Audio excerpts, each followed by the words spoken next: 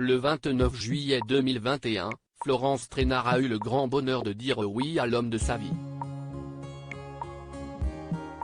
La journaliste et joker officielle d'Ophélie Meunier lors de ses congés a choisi de s'unir à Arthur de Soultray, le fils du vicomte Éric de Soultray et fondateur de la marque de vêtements Viconta.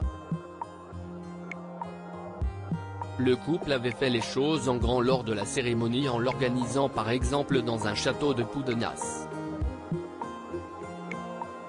Un mariage en grande pompe qui n'a pas de quoi étonner lorsqu'on connaît la réputation d'Arthur, le roi de la fête parisienne.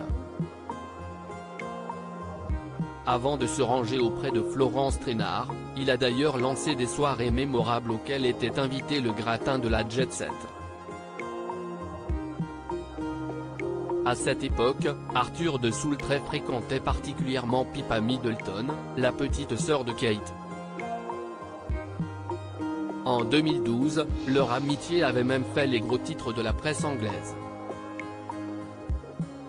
Et pas de manière positive.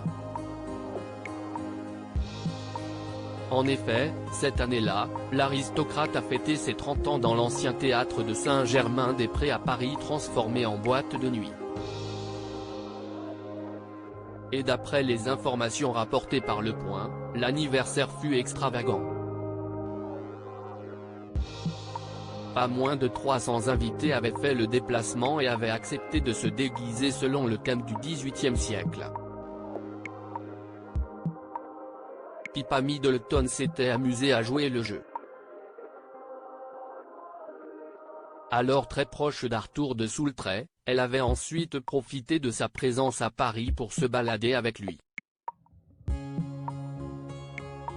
La jolie Anglaise aujourd'hui maman de 3 enfants était malheureusement constamment poursuivie par les photographes.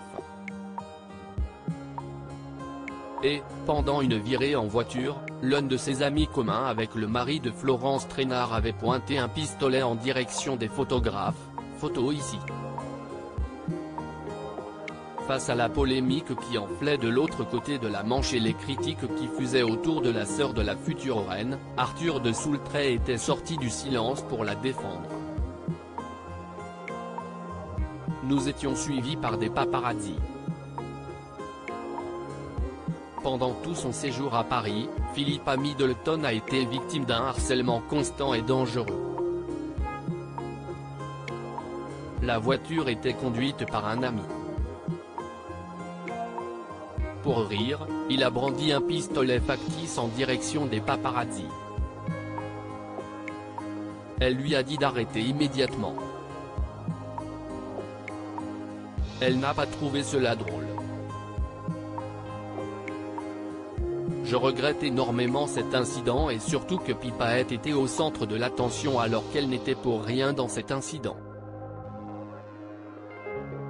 Je lui ai présenté des excuses pour cela, avait-il expliqué.